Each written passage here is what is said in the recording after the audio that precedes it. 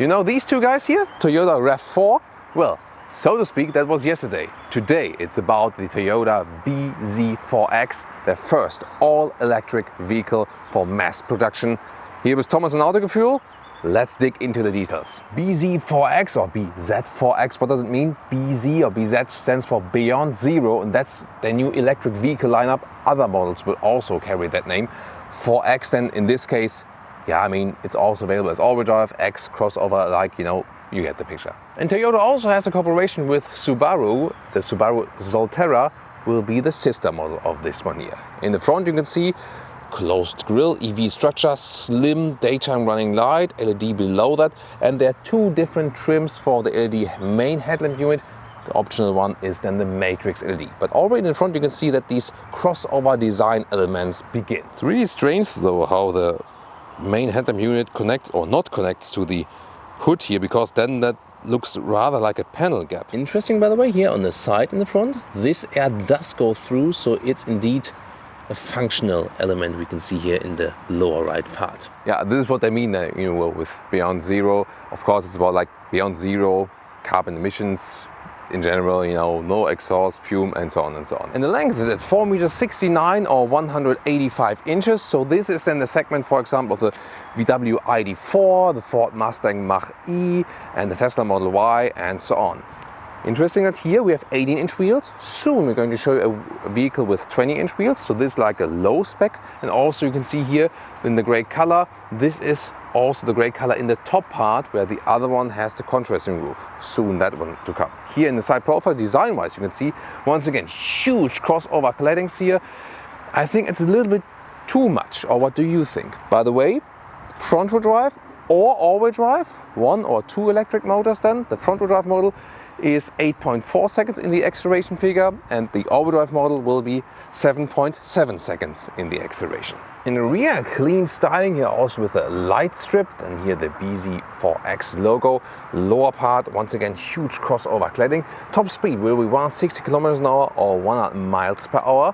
The range, well, remains to be seen. The battery is 71 kilowatt hours net, and they promise, or let's say that we can somewhat calculate with 400 kilometers or 250 miles.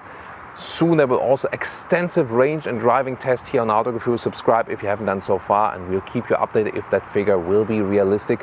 It's our first estimate. Recharging 6.6 or soon also 11 kilowatt AC, 150 kilowatt DC, and 30 minutes to 80% they promise. And here now the secondary vehicle. This one has the black contrasting roof, and here also the higher trim with the 20-inch wheels. Of course it looks sportier with that. However, if you think about dampening comfort while driving, the 18-inch wheels will have a softer ride. Instead of the doors, soft touch here at the top part.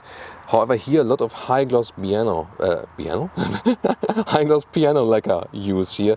This looks rather cheap. The first seating choice would be this. You have fabric inserts here. They feel actually really nice, really soft.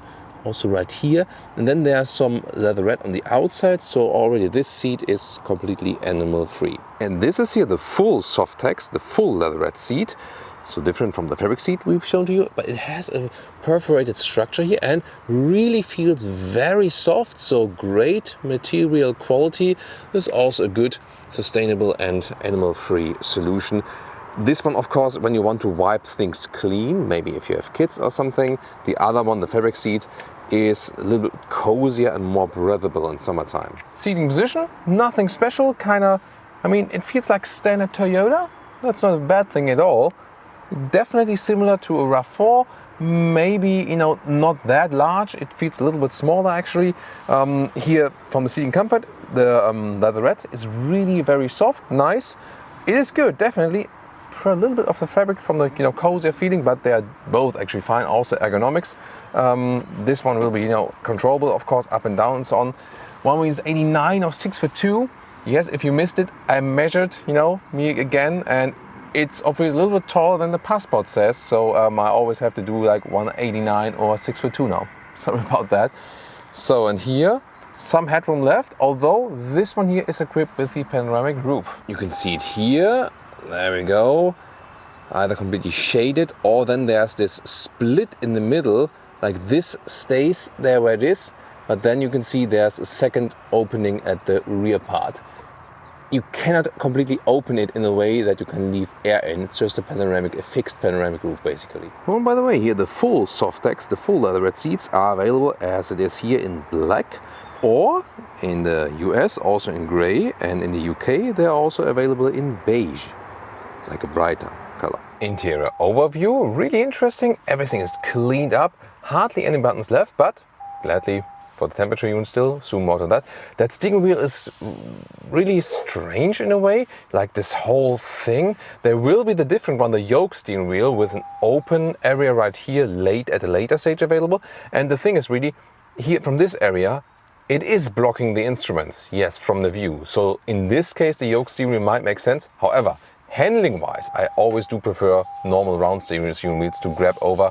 They have a reason for that. And here, this is the way it goes up and down, in and out, and so on. Instruments in 7-inch in German base version, for example, 8-inch in most other versions, also standard for the UK, the one you can see here. And then you can see, basically it's just like this, really old school style, rather simplified in a 2023 car. On the steering wheel here, this is where you control the instruments. Here then, a volume jog, and I mean, at least we can touch real buttons here. The same also goes for the right side here with adaptive cruise control. Wow, look at that, responsiveness of the map, the best we've seen in a Toyota yet. That's really nice. Check here, you can have all the hotkeys here on the left side, and the speed of the system is actually quite decent. And then you also have the Apple CarPlay or Android Auto connection. It's wireless, by the way. And this is also equipped with the JBL sound system here, the optional one. And the sound is really good. So music lovers need to go for this optional JBL sound system. Really nice. So, but I mean, usually you would use the maps with CarPlay and Android Auto. Most people do that nowadays. But here, it seems that you can even use the car internal map in a way, that is decent. And there's not too much clutter in this infotainment system overall. By the way, I also changed the volume right here. This is also possible. Other than that, at the steering wheel. And what's also good here in the lower part, when the car is properly on with the ignition, you still have this temperature unit. You can have the real button for that. So good to have that still. The other areas then, for example here for the heated steering wheel and so on, or for the heated seats, they are with #capacitive BS though. Interesting lower area here, zoom on to the gear shifter. This one here, it looks like it would be like a solar roof or something inside the car, but it's actually just, like there are gaps in between here, and then you have the inductive charging pad underneath. The shifting lever, look at that. I mean, think like, oh, what's going on here? This is also fixed. The thing is, you have to press it down and then reverse, neutral, P, or down into D. Too complicated, isn't it? Why would I have to press it down first? I mean, nice and soft leatherette cover here, slide it backwards. This is then here, adaptive cup holders, and then more storage space underneath. Really beautiful that we have here a fabric cover on this top dashboard. That's really nice, feels good. But this car does not have a glove box. And this fabric cover, by the way, is also here left next to the steering wheel. It's actually quite nice. And also in a small area here left next to the screen. Below here, that middle console, you see there are two USB-C chargers, 12-volt power supply, and another storage space. Rear seating, I like they have soft material also at the top dashboard here, and there's enough legroom even if tall drivers are present, so it's no problem. Headroom wise also fits for tall adults, no problem. There's no substantial rear middle tunnel. The bench is maybe a little bit too short maybe, but overall you can easily house 5 tall adults here also in the middle part. Well, that gets a little bit closer with the head, so yeah, but it somehow works. Overall, really cozy and comfortable. Indeed, you do already fold the seats from here. In the middle part, you have this armrest, not adaptive, these cup holders, and in the lower part here, you have also seat heating and 2 more USB-C chargers. And a quick look here at the rear bench when you have the fabric seats. Once again, I do prefer the fabric seats because they look cozier somehow. They feel cozier, don't get that hot in summertime. It's more like a living room atmosphere here. But both seats, of course, will do fine. the trunk area, 450 liters or 28 cubic feet. Here backpack fits in easily. Well usable overall. This cover here is a little bit wobbly here. You have to secure it like this then. And see, you can fold the seats right here also from the trunk, so that is actually possible. The standard length is a little bit less than 1.40 meters, so a little bit less there.